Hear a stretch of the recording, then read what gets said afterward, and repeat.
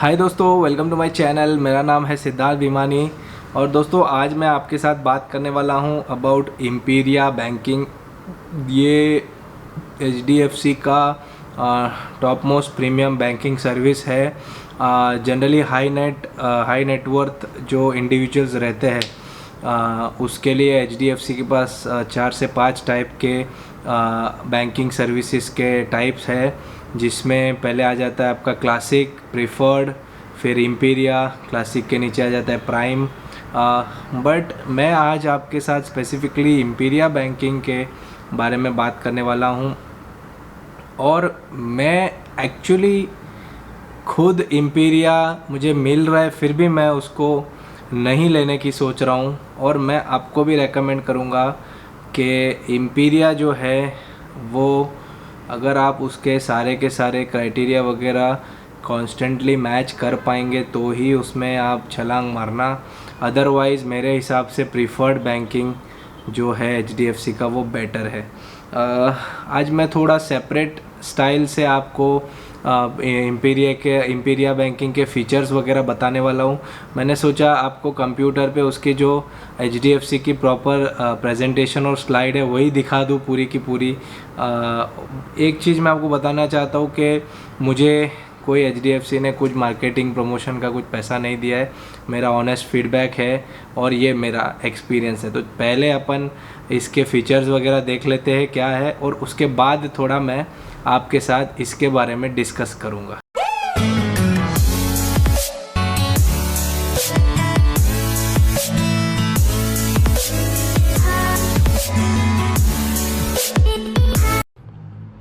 तो चलिए दोस्तों, सबसे पहले देखिए ये उसका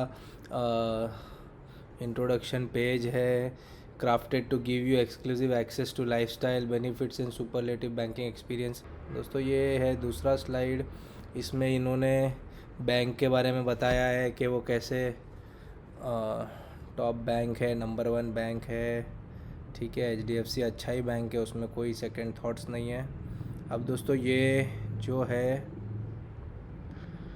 इसमें बता रहे ये लोग कि डेडिकेटेड इम्पीरिया रिलेशनशिप मैनेजर होता है इम्पीरिया अकाउंट में। दोस्तों मेजॉरिटी ऑफ द ब्रांच जो रहती है उसमें इम्पीरिया और प्रीफर्ड के लिए सेम ही आरएम होता है। तो ये डेडिकेटेड इम्पीरिया आरएम कोई बहुत बड़ी बात नहीं है। अगर आपका प्रीफर्ड है तो भी ठीक है। Imperia platinum chip debit card, ये एक अच्छा है। जिसके पास इन्फिनिया कार्ड नहीं है वो इससे काम चला सकता है, डेबिट कार्ड है। बट ये लोग बता रहे हैं, देखिए आपको इन्फिनिया का क्रेडिट कार्ड मिलेगा, बट ये क्रेडिट कार्ड आपको इम्पीरिया के ऊपर बाय डिफ़ॉल्ट नहीं मिलता है। आपका आईटीआर वगैरह अच्छा खासा हुआ तो ही आपको ये इन्फिनिया क्रेडिट कार्ड मिलता है। तो ये स्लाइड भी ऐसे ही डालने के लिए डाला है। फॉरेक्स का ये लोग बता रहे हैं कि आपको अच्छे दाम मिलेंगे, फॉरेक्स कार्ड मिलेगा, फॉरेक्स एक्सचेंज बहुत अच्छा मिलेगा। तो ये एक फ़ीचर वो बता रहे। Taking care of all of your business and banking needs. तो ये स्लाइड में ये लोग बता रहे हैं कि आपको लोन चाहिए या आपको कोई भी मतलब बैंकिंग का ये आपका नीड रहेगा, सारा का सारा प्रायोरिटी पे और एकदम टॉप ऑफ द लाइन आपको डील्स मिलेगी इसमें। दोस्तों उसके बाद वापस यही स्लाइड है, ये आप देख सकते हैं। All your borrowing needs answered, वापस यही आपको लोन मिल सकता है, आपको ओवरड्राफ्ट फैसिलिटी मिल सकती है। ये सारा इम्पीरिया का है। All new mobile banking app, तो ये इम्पीरिया अकाउंट के लिए एक सेपरेट ऐप है इनका, जिसमें सिंगल व्यू डैशबोर्ड बोल रहे ये लोग, simple and easy sharing of payment receipts. ठीक है, view all your credit card statements, private banking services. ये क्या है? ये तो मुझे कुछ बड़ा बड़ा लिखा हुआ दिख रहा है। फंडामेंटल बेस्ड एथिकल अप्रोच, क्या bespoke solutions, range of strategic investments, customer focus. अभी तक मेरे को ऐसा कुछ लग ही नहीं रहा है कि मैं इम्पीरिया में अपग्रेड हूँ। Family banking, extend up the unique benefits of love ones. Okay, तो ये लोग बता रहे हैं कि अगर आपका पूरा का पूरा फैमिली HDFC में आ जाता है तो आपको ये पूरा इम्पीरिया जो है ये सारे लोगों को हम कर देंगे। Little extra goes a long way. 100% locker fee waiver. दोस्तों, लॉकर की जो फ़ीस रहती है वो साल की 8 से 10 हज़ार रुपया होती है। तो अगर आपको ये 100% लॉकर फ़ी वेवर मिल रहा है तो अच्छी बात है। बट एक चीज़ आपको बोल रहा हूँ कि लॉकर अगर आपके पास पहले से नहीं है तो आपको लॉकर इतना जल्दी मिलता नहीं, क्योंकि लॉकर के लिए बहुत बड़ी बड़ी वेटिंग लिस्ट रहती है। तो लॉकर है तो ठीक है, लॉकर नहीं है तो ठीक है। Life time free demat account, ये एक अच्छा फीचर है। बट दोस्तों, हमारा जो डीमैट अकाउंट है वो ऑलरेडी हमारे ब्रोकर के साथ है, तो ठीक है। Plethora of free services on your savings account, benefits galore, zero cost on locker rental, benefits up to 40,000, complimentary airline. मतलब ये स्लाइड में बता रहे कि कितना आपको बेनिफिट है इम्पीरिया करके। Beyond the clock customer service, okay. Imperia toll free number, Imperia email ID, okay. RM connect number, the fastest and the surest way, WhatsApp banking. दोस्तों, एक चीज़ ये RM का मैं आपको जस्ट बता देता हूँ कि अगर आपके पास आपको डेडिकेटेड RM है, फिर ये बैंक वाले ना आपको हेल्प नहीं करते। मतलब अगर आप ब्रांच पे जाके कुछ इंक्वायरी करेंगे या कुछ भी आपको चाहिए रहेगा तो वो बोलेंगे आप आपके RM से बात करिए, या आपका RM टेक केयर करेगा।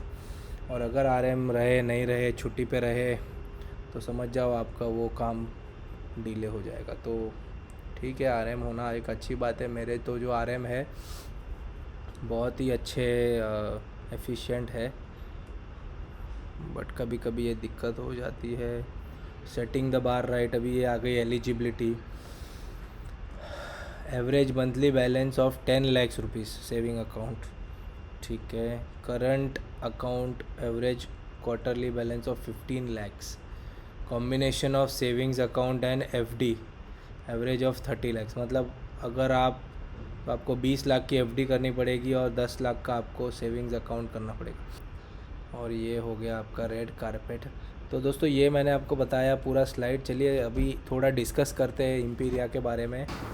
अब दोस्तों, इम्पीरिया जो बैंकिंग अकाउंट है, सबसे पहले तो मैं आपको यही बताऊंगा कि इसकी जो एलिजिबिलिटी क्राइटेरिया है ना, मतलब आपको 10 लाख रुपया मेंटेन करना पड़ेगा, या तो फिर आपको अगर आपका करंट अकाउंट तो 15 लाख रुपया मेंटेन करना पड़ेगा, और अगर आपका सेविंग्स प्लस FD है तो 30 लाख मेंटेन करना पड़ेगा। अब दोस्तों, रियली आप हाई नेटवर्थ है, रियली ये सब इतने पैसे अगर आपके लिए मायने मतलब रखते हैं मायने, बट आपके अकाउंट में रियली ऐसे पैसे पड़े रहते हैं या आप इन्वेस्टेड रहते हैं, तो आप इम्पीरिया के लिए जा सकते हैं। बट आप सपोज़ मेरे जैसे मिडिल क्लास है तो कहीं ना कहीं मुझे लगता है कि इम्पीरिया जो है बैंकिंग अकाउंट वो आप मत लीजिए।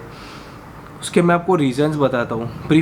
मुझे दोस्तों प्रीफर्ड बैंकिंग अकाउंट जो मिला है ना, पहली बात तो मुझे इसके लिए मिला है कि मैंने सारे के सारे मेरे HDFC के जो अकाउंट्स मतलब थे, सारे के सारे मैंने क्लब करके मैंने HDFC को प्रेजेंट किए।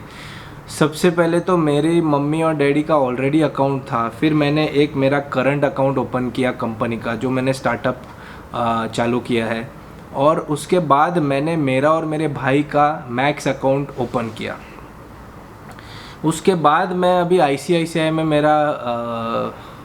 मेरी बेटी का अकाउंट है, वो बंद करके मैं HDFC में चालू करने का सोच रहा हूँ। अब क्या है दोस्तों, आपके जब 5 से 6 अकाउंट हो जाते हैं ना, तो इनको उसमें आपको प्रीफर्ड देना ही पड़ता है, क्योंकि जब आप इतने अकाउंट ओपन कर रहे हैं ना एक बैंक में, एक ब्रांच में, तो ऑटोमेटिकली आप उसमें आ जाते हो और आपके अकाउंट में कुछ तो पैसे हमेशा रहते ही है। तो 5-6 अकाउंट के जब पैसे 2 लाख तक तो आपके हो ही जाते हैं। अगर नहीं होता है तो 30-40 हज़ार रुपये आप डाल के वो 2 लाख मेंटेन हमेशा कर ही सकते हैं। प्रीफर्ड बैंकिंग का ये क्राइटेरिया है कि आपको 2 लाख रुपया कॉमन अक्रॉस ऑल अकाउंट्स आपको मेंटेन करना पड़ता है।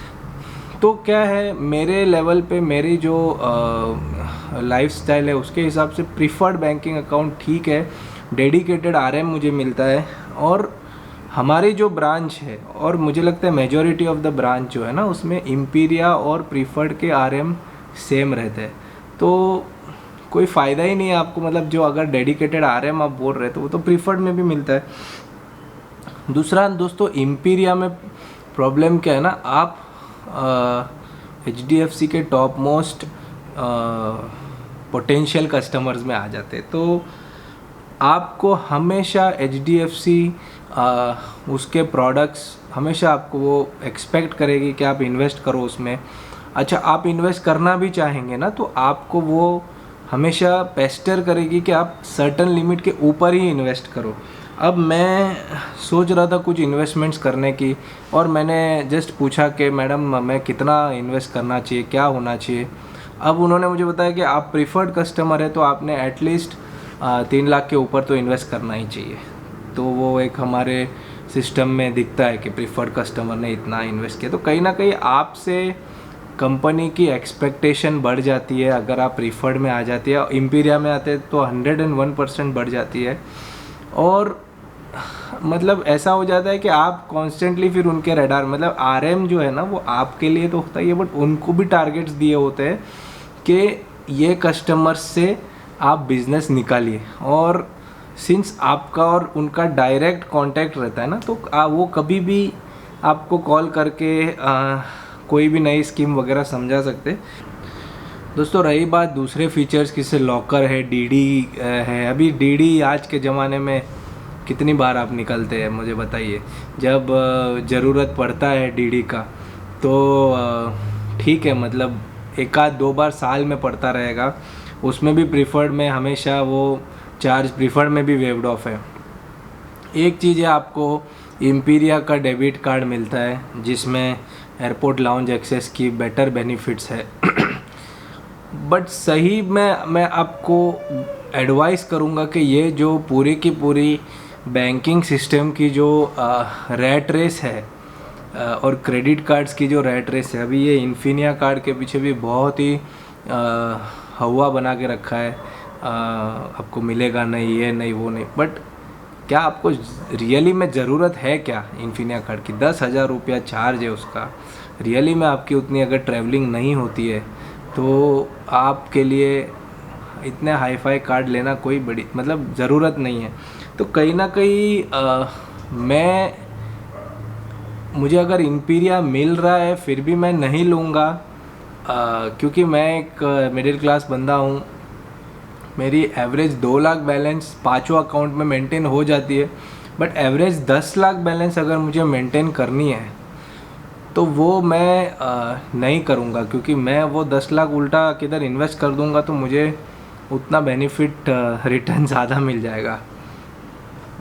ऐसा ज़रूरी नहीं है कि महंगा या टॉप मोस्ट अच्छा ही होता है। अपनी खुद की नीड्स के हिसाब से, अपनी खुद की स्टेटस के हिसाब से, लाइफस्टाइल के हिसाब से हमको वो कैटेगरी हमेशा चूज़ करनी चाहिए। अब सपोज़ मैं चला रहा हूँ 10-12 लाख की गाड़ी, सपोज़ मारुति की गाड़ी चला रहा हूँ या इनोवा है मेरे पास, तो कहीं ना कहीं उसकी जो मेंटेनेंस चार्जेस वगैरह है ना वो मुझे वो अफोर्डेबल है। वो गाड़ी मैंने इसी के लिए ली है कि वो अफोर्डेबल है, उसकी मेंटेनेंस चार्जेस जो है मैं बेयर कर सकता हूँ। बट सपोज़ कल को मैंने 50 लाख की मर्सिडीज़ ले ली और उसमें सर्विस चार्ज या उसका जो मतलब क्वार्टरली जो उसके मेंटेनेंस चार्जेस 2 लाख 3 लाख रुपया आते हैं, वो अगर आ गए या उसका एक आधा कुछ चीज़ फेल हो गया और उसमें मुझे 2-3 लाख भरने पड़ गए, तो मेरे ये पूरे कैलकुलेशन के बाहर चली जाएगी। पूरी की पूरी ये गाड़ी मेरे सर पड़ जाएगी। तो दोस्तों कहने का मतलब यही था कि अगर आप वो लेवल पे है तो ठीक है, आप करिए लीजिए। अगर आप वो लेवल पे नहीं है तो घिस के उधर मत जाइए। मतलब कोई बड़ी बात नहीं है अगर आपको इम्पीरिया मिल नहीं रहा है, प्रीफर्ड नहीं मिल रहा है, क्लासिक नहीं मिल रहा है, आपको नॉर्मल बैंक है, कुछ फ़र्क नहीं पड़ता है उसमें। बस ये सब कंपनीज़ ने बनाया हुआ है उनके डेटाबेस और उनको अच्छे अच्छे प्रोडक्ट्स प्रमोट करने के लिए। आपको उसमें कुछ बेनिफिट्स देते हैं, कुछ बेनिफिट्स पेपर में रहते हैं, कुछ बेनिफिट्स तो कभी आप यूज़ करेंगे भी नहीं, ऐसा हो जाता। तो बस दोस्तों आज के लिए इतना ही। अगर आपको मेरा वीडियो अच्छा लगे तो प्लीज़ लाइक करिए, शेयर करिए, कमेंट करिए और प्लीज़ प्लीज़ प्लीज़ मेरे चैनल को सब्सक्राइब करिए। Bye bye, thank you.